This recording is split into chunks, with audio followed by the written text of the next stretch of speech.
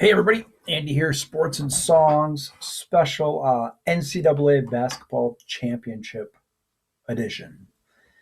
We didn't cover this on the regular show last night, Monday night, because the men's game was going on for the finals. Didn't want to drag a week to talk about that, so we said, well, let's talk about the gals and the guys on Tuesday night, which is what I'll be doing.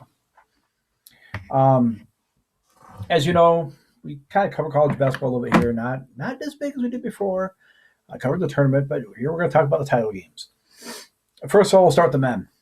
Number 4, UConn against number 5, San Diego State. First of all, 4 and a 5 playing in the championship game. Beautiful. Coach Dutcher there at San Diego State did a great job. Incredible job. UConn did win the game 76-59. It's UConn's 5th championship. They're now tied for 4th all-time with 5 titles, tied with Indiana and Duke University, for 5.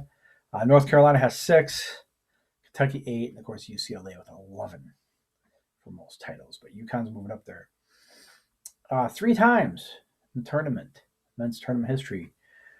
Someone with 3 seed or worse has won it. In 2011, it was a 3 seed. 2014, it was a 7 seed. And this year was a 4 seed. Every time it was UConn. So never count them out. And the thing I like about this is, like I said, San Diego State was a 5. UConn a 4. Oh, the 2.some% of people in their brackets had UConn winning it. All right, they were a 3 seed. That means you're probably top 12 team. I could see maybe thinking UConn's going to get through. Some of the ones were overrated. Me personally, of the 2% who did it, I'm going to say 95% of them are alumni or have been just UConn fans from birth, so they just put UConn in it all the way. The other 5% of them pull a rabbit out of their butt, or they just don't like their teams for some reason. But don't tell me, I had UConn in all the way. I'm a basketball genius. No, you're not. Happy birthday. You pulled one out. But so there you go. I think what this did for the men's game, showing that it's not just all 1 seeds all the time, 1 and 2 in the Final Four all the time, really is going to help the game. It's going to make your regular season games for attendance grow.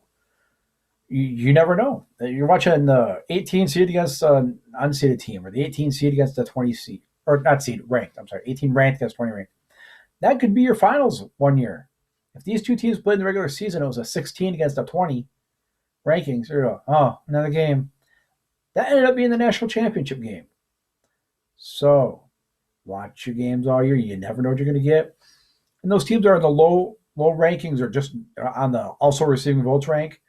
Watch them. They might be in your Final Four next year. So let's give them some love too. Now going to the gals who played on Sunday afternoon. LSU 102 over Iowa 85, a 3 over a 2 seed. And they both beat number 1 seeds to get in. So again, the women's game evolving a little bit, where it's not just 4 1 seeds in the Final Four, maybe a 2 seed. So it was 1 against 2 and everybody for the, coming into it. That game, and if you watch the show, we're big Caitlin Clark fans. Monica Sano, big fan of hers, family friend. So don't stop saying this with a playing favorite heart. Those 2 teams where they played, 102 to 85. Big victory.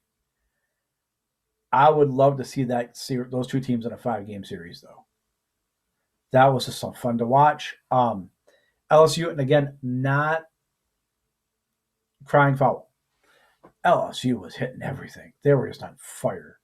And that's what you need in the championship game. They were there. Their coach, Coach Mulkey, it's her 4th title. She won 3 of them with Baylor in 05, 12, and 19, I think it was. 17. So she's won 3 already. This is her 4th. She knows what she's doing. She's a little out there. You look at her, it's like, wow. First name's Kim Mulkey. Plain Jane name, not, she doesn't have some wild nickname with her status, but you look at her, you think she would. She'd have a nickname or something, but Coach is a good name for her. Again, the ratings for the women's tournament, especially the Iowa games, were through the roof. Unheard of numbers. One of the games, I think Iowa had 5.5 million people watch their game. I think this is going to help grow the women's game.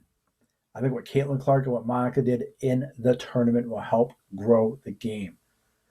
Unfortunately, the actions of LSU in the final game might have taken 2 steps back on that. Hopefully, people forget about one person being a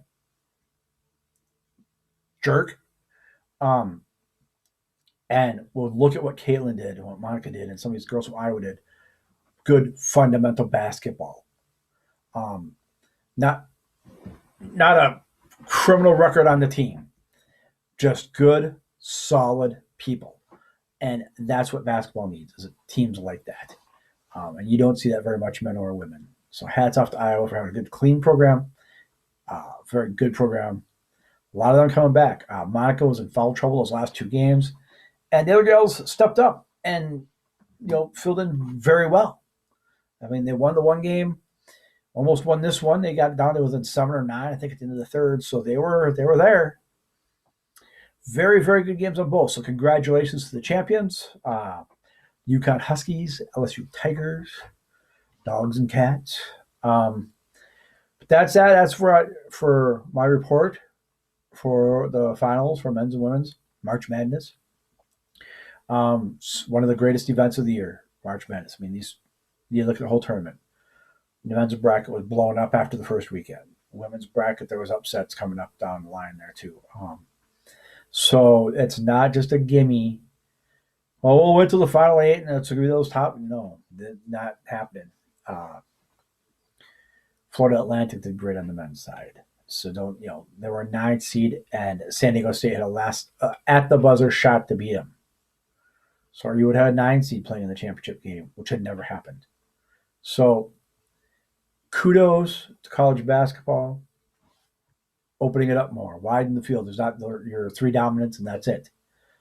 So that was what makes it exciting. Don't know what you're going to get all the time with basketball. That's one of the great things about that sport. I love the fact that it's a one and done. We talked about it a little bit yesterday, though. I think the LSU Iowa games, I would have loved to see that in a 5-game series. I would have really liked to see that in a 5-game series.